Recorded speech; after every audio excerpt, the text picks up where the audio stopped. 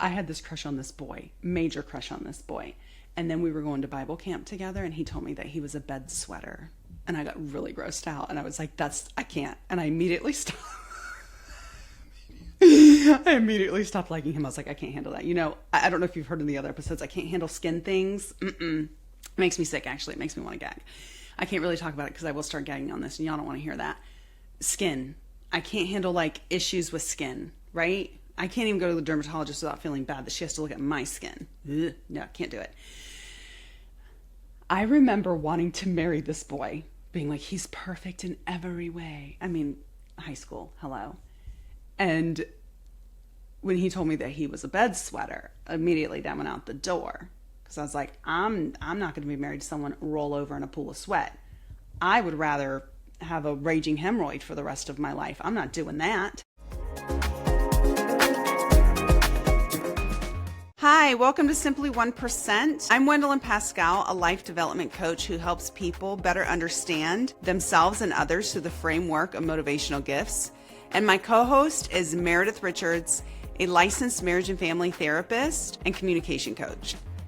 We're just two people who don't have life completely figured out. What we have gained is perspective along the way through giving ourselves grace and extending that grace to others. We're here to encourage those 1% shifts that over time can lead to meaningful transformation. Maybe that's through asking better questions. Maybe that's laughing at ourselves when we need to. Maybe that's taking ownership or simply seeing things through a different lens. That journey looks different for everyone, but we're here for it. So grab your cup of coffee, fold your laundry, go for your walk, or let us be your passenger on your way to work and get ready for what feels like a free therapy session in every episode. And one more thing, if you're listening to us on one of our other platforms, we would love for you to join us on YouTube. That's where we're putting most of our energy these days. And if you like the conversation that you hear today, hit subscribe and come hang out. All right, let's get into this simply 1% at a time. Welcome back to Simply 1%. You have me today, just me. I hope that's okay. Y'all had Meredith last week, and I love what she had to say. I was jotting a lot of stuff down. So you guys should have been doing the same thing. If not, go back and listen. Listen, put your earbuds in. Just lay down in bed and listen to that Meryl Streep voice of hers. Listen to all the good things she has to say. I swear when I was listening to her, I was like, I could be laying down in a hammock right now and taking a little siesta, listening to her wonderful voice. And it's hard because she has lots of good things to say. So it's kind of like, great things, but also kind of want to drift off to sleep because her voice is so nice and her nice therapist voice. I love it. Anyway, okay. So you guys have me today. So I'm not going to offer the same things that Meredith has to offer. Let's be for real. Okay. I'm not putting myself down. That's not what this is. But we're just different people and we fit very well together. I love how our podcast comes together because we're so different as far as communicating ideas. We are doing a little things separately, so it's fine. A little bit of this is going to be a mind dump because that's what I do. If it's just me, there's going to be a little bit of mind dumping and I don't really know where to look on this camera. Look, when it's Meredith, I look at her. And so it's really easy. I'm just going to look at myself. Okay. If it looks weird, we're fine. We're all good. Okay. So we are going to talk about a couple of things. One, I love that I'm just with you guys. And look, I even got fancy for you. I even painted my eyebrows a little bit on because I got like see-through eyebrows and I painted them suckers on for you. Yeah. Oh, let's discuss the Southern accent that I do a little bit. Okay. When I was in high school, I lived in North Carolina and I had a very deep Southern accent. And the reason is because I mimic very easily. When I was in England, I found myself doing the British accent. I was like, this is really embarrassing. I'm so embarrassed. I'm embarrassed for myself. So I had to consciously not say certain words the way British people say it. It's so dumb. But I also think that it had something to do with the way that I relate to people. Is my dad would always say, and I'm not sure it was fully a compliment at the time, but he was like, you may not be good academically, but you're really good at relating to people. And I'm like, well, I'll take that for what it is. So anyway, so I still got a little bit of that Southern in me. And if you know me, you know how I feel about Southern food and stuff like that. One of my favorite people in the world was a Southern woman. Her name, my Aunt Maribel. She was my great aunt. Oh, that woman was sweet as apple pie. I loved her. Anyway, she is gone to glory and I'll see her one day, but I loved her and she was just this sweet Southern woman. Oh, loved. She had this little apron. She had arthritis, but she would cook and make biscuits. Oh my gosh, I love that woman. Anyway, and she was just such a giver and a server. Talk about the gift of the server. And you guys go back and listen to the series on motivational gifts. The gift of the server, that's who she was. She was service completely, and it was such a beautiful thing. So if y'all hear me go in and out of a Southern accent, you know why. Because it is deep in there. So anyway, so this week I have had company in town. If you guys know me, you know I'm an introvert. I am an introvert. And I love being at home. I love enjoying my mortgage. I love being in my garden. I love sipping coffee. And so this week I'm really taking the time to rest. And so many things about this that I want to talk about because we've talked about this in other episodes.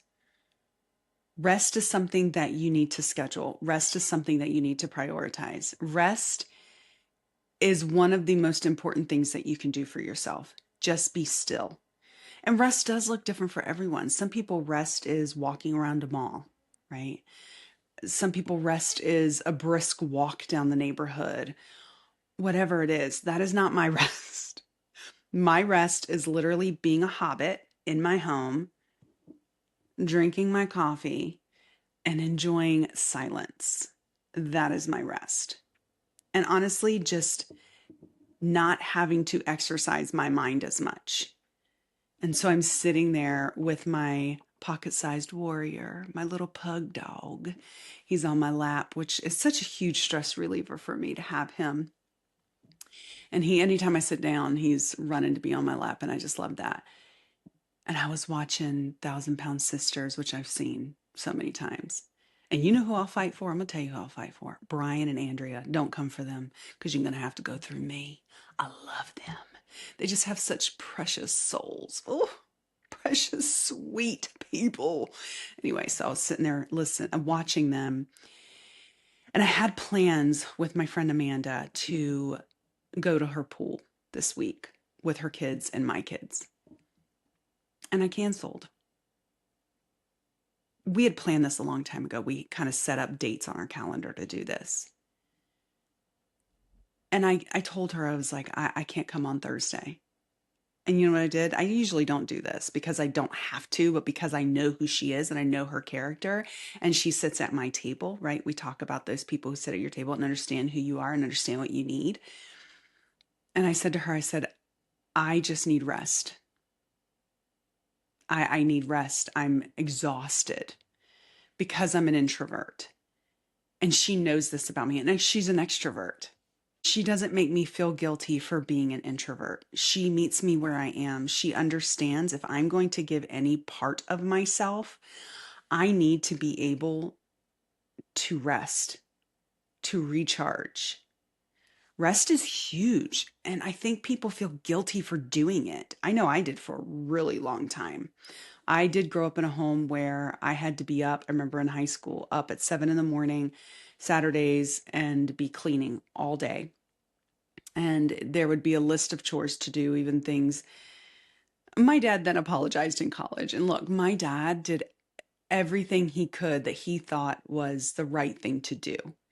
And we're going to get it wrong as parents. I'm going to have to apologize to my children for doing something stupid, messing them up in some way. I'm like, if you're looking for perfection, don't look to me. And I love that my children get to see that side of humanity, right? Where we're all subject to just failure and doing stupid things and doing it wrong. And that's where grace needs to be administered. It needs to be given. And forgiveness needs to be asked for and be given. So I've always struggled with this idea of rest. I always felt guilty. And then I got married to this man who was like, I hope you're going to rest today. And he would always say that to me. And I'm like, does he really mean that? or is he just saying it? And he actually really meant it. And I remember when he would come home from work, I would jump up off the couch after I had been doing stuff all day, or maybe not. Maybe I just took a chill day and I'd pretend I was doing something. And he asked me, he's like, "You're always doing something." I'm like, "I'm actually not doing anything. I'm actually kind of lying to you about that." And he got it. He understood and he met me where I was with that. And I just appreciate people who can do that. Learning to rest for some people can be really challenging. And for others, we have to learn to get up, right? And I think there's seasons of maybe both for some people. I just loved the way that she responded to me when I said, "I'm not coming." And we were both looking forward to seeing each other. And we haven't seen each other in a couple months. I just said, "I can't do it." And she's like, "I get it. No worries. No judgment." She met me where I was. And not only that, she encourages it. "Yeah, let's just see when we can get together another time. Good for you, Wendolyn. Rest." If you don't have friends that understand you to this capacity, you need to look at that. If you feel like you have to lie or hide somewhere or just be avoidant because people don't understand you and what you need, I'm not saying be a canceler. I'm not a canceler. I don't do that. I push through, right? My word on doing something is really important. But I knew that this was a flexible thing. My friend doesn't just want me to go and be so exhausted that it's not quality. She gets me. I really encourage you guys to find people like that. Be purposeful about it. It really is such a gift to have those people where you can say, "Yeah, I'm not in it today. I'm not here for that today." What a gift. So, what I'm going to talk to you about today, just a little bit, this is not going to be very long. I know I've jumped here and there with a bunch of things, and that's just who I am because of my ADD and my thought process on things. We had a conversation with our kids this week, and I heard my husband explain something in a way that I don't even think as adults we see it. We were talking about being told no and how important that is. To not only be told no, but to say no and to not have everything that we want. That's even hard as adults. We're always wanting something different. We're always looking for the new thing. And it may not be something material, it may be a new relationship, it may be a new stage of life. And wanting things is not bad. It's when we refuse to tell ourselves no or not yet, just wait, that we really get into trouble. We were talking to our kids about what happens because my daughter's been asking for like this yes day. Do you know what a yes day is? It's where the parents have to say yes to everything because of a stupid movie that came out. They have to say yes to everything the kids want to do that day. I told her I won't be doing that.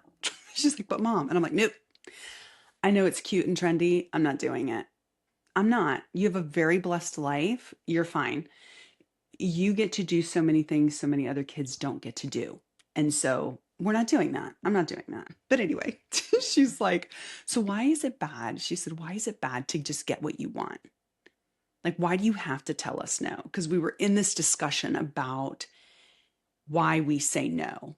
And sometimes it's because we have limitations. We can't just get you whatever you want. We're limited by finances.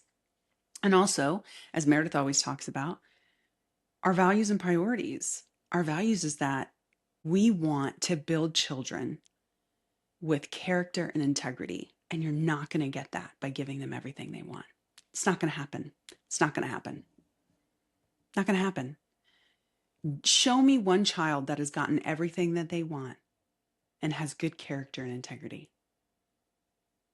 and has a heart of gratefulness. I mean, I not only a child, an adult. I would like to see it. I haven't seen it yet. I just think the word no is very powerful. when done correctly and in love and out of necessity, but done right, right? The delivery is also important. So my daughter asked, why do we need to be told no? Why can't we just have everything we want? She's 9. Legit question. I think adults struggle with that question. And my husband said, she said, because I can be thankful for everything that I have. And my husband said something that she could really relate to. And he said, Layla, do you remember those times that you've been really sick? She's like, yeah. He goes, do you remember how horrible you felt? He went on to say, in those times when you're very sick, you think, oh, to be healthy again. I would do anything to be healthy again. We've all been there. And then when you're healthy, you look back and you're so thankful that you're out of that.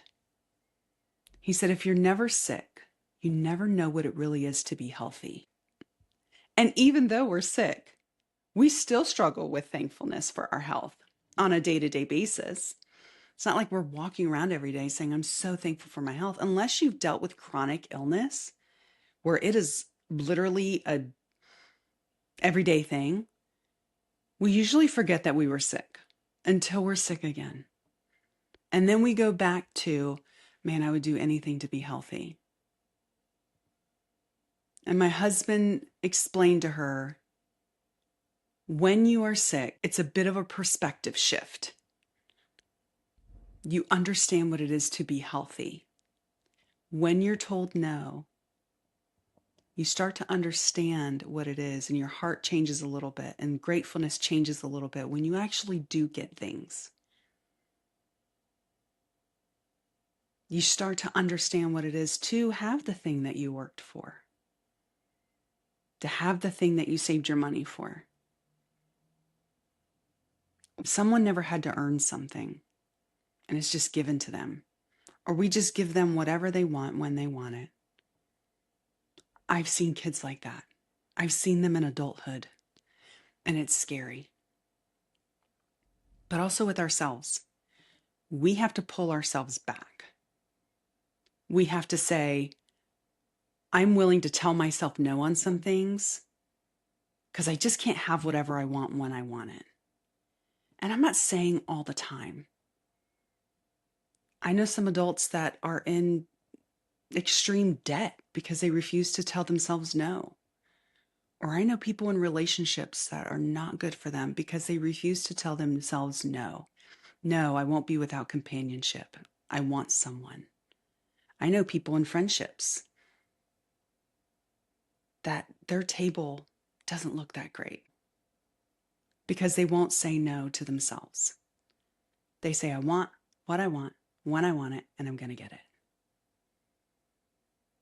The discipline of telling ourselves no, or look at it differently, or wait, or work for this, or whatever it looks like, but not just immediate gratification. It builds character.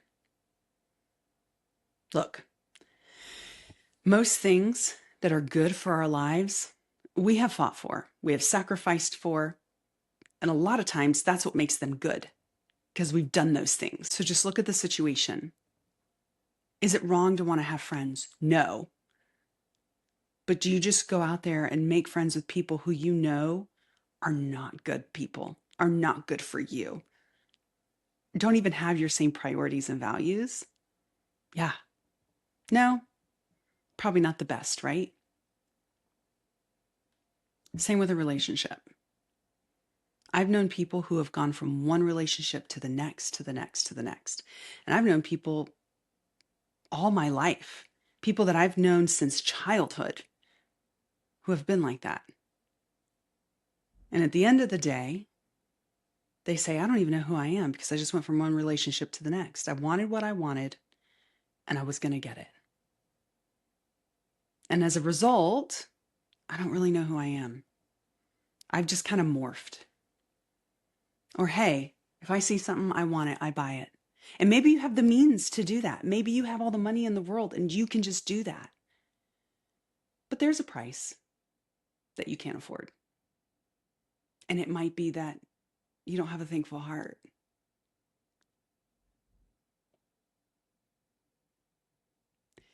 The word no to ourselves, to others, to our children, it has such great value. And I just encourage you to really look at your life and say, what is something that I haven't said no to? And as a result, I've sacrificed things that shouldn't be sacrificed. It wasn't the right kind of sacrifice. And maybe that no needs to be extended to your motivational gift. Maybe I need to say no to serving so many people at once.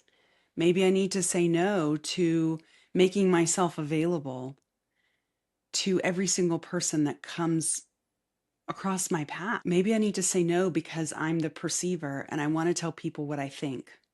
But as a result, I'm losing people because I'm getting frustrated. I'm getting overwhelmed.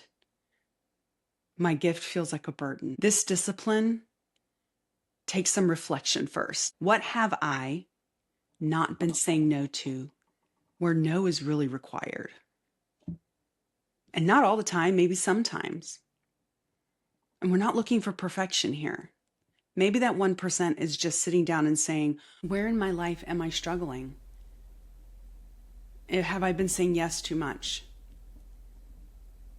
Whether it be to myself or others, where is that in my life? Where do I need to practice the discipline of no? This is the thing about discipline.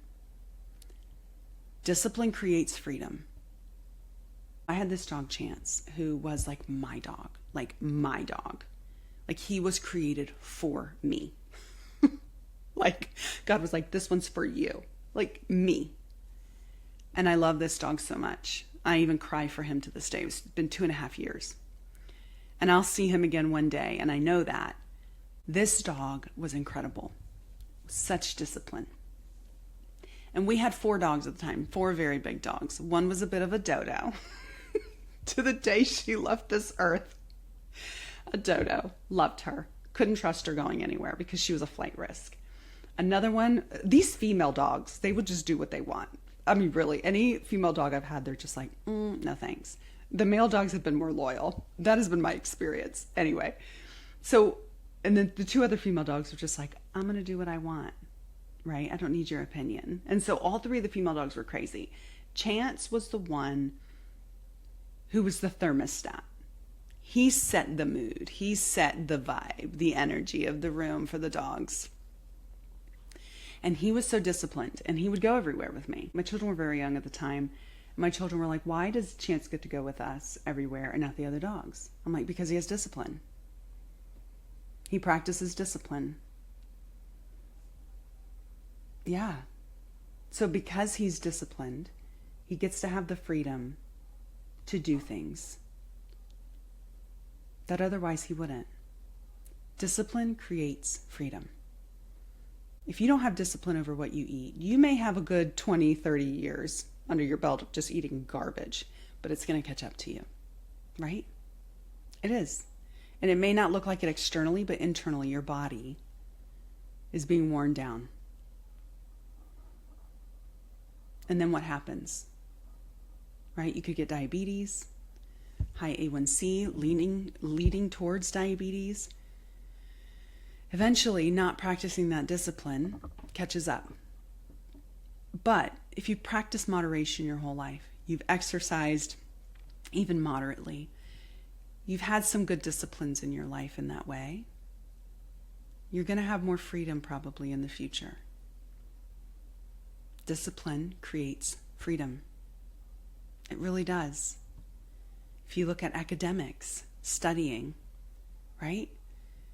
Passing that test. If you look at your job, being disciplined, getting there every day, and doing a job well done creates freedom. And if you live, you could be in a toxic environment where it doesn't, and we're not talking about that. And people take this to the extreme, right? Where all they have is discipline and they don't allow flexibility. And that can also create issues. Moderation, people, moderation. but discipline will create freedom. So the discipline of saying no can create freedom from having an unthankful spirit. It can create freedom in having obsession, right? Because sometimes when you just get more and more, you're still looking for that thing that's going to complete you or make you happy for the moment, and it can become an obsession. Discipline creates freedom. Telling yourself no is essential. It's really required. So that is what this week I have been thinking about. Just my daughter's simple question. Why do you have to tell us no? Why can't we just have everything we want? Legit question from the mouth of babes, right? We may not ask ourselves that question, but sometimes we think it. Why can't I just have what I want?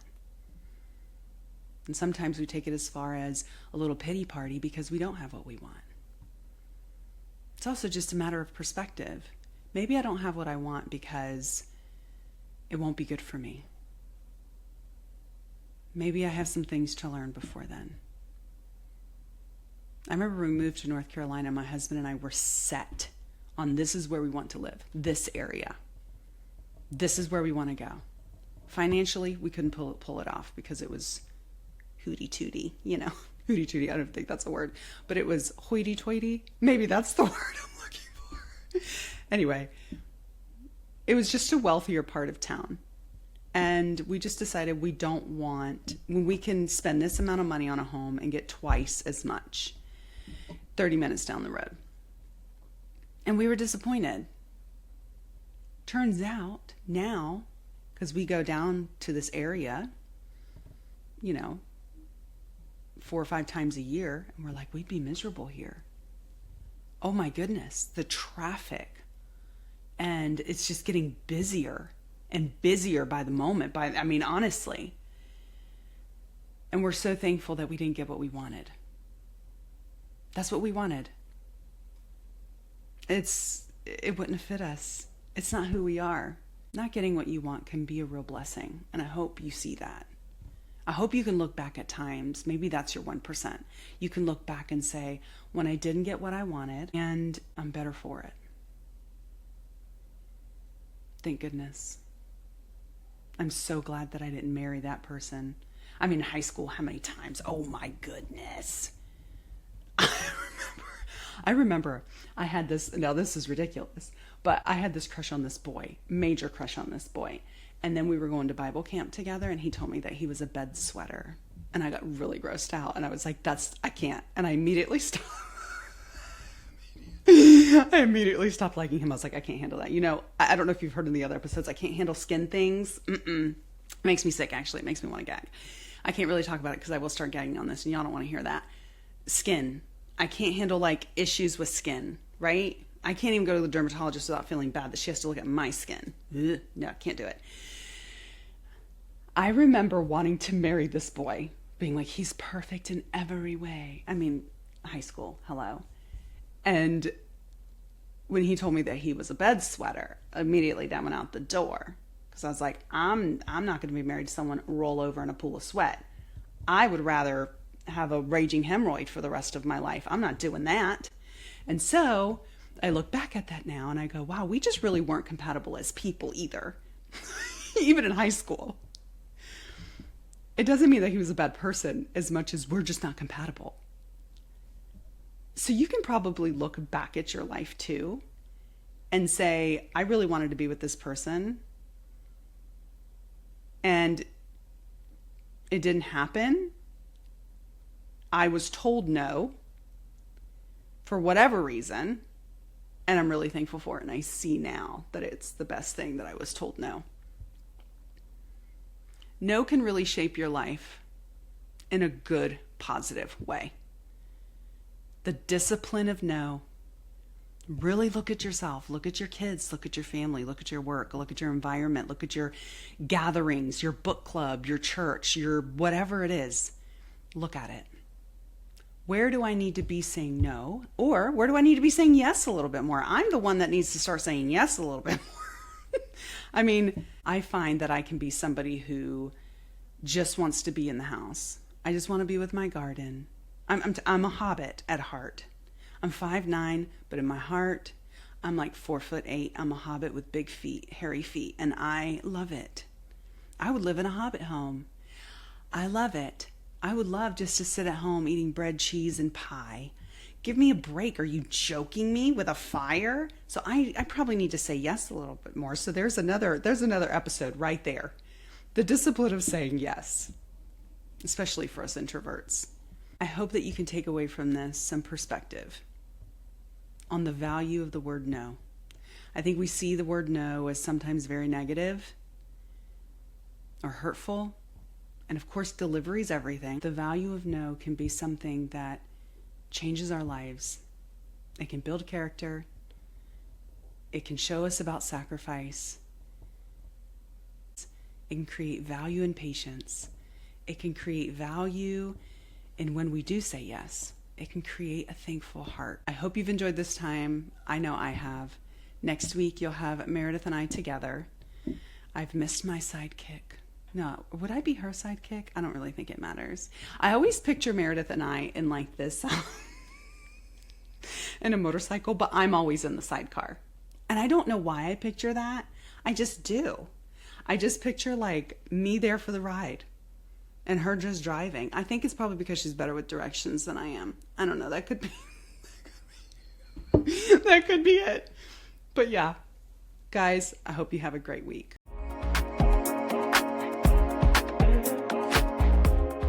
Thanks so much for spending time with us. We hope today's conversation gave you something to think about, something practical to try, or maybe just the reminder that you're not alone in what you're walking through.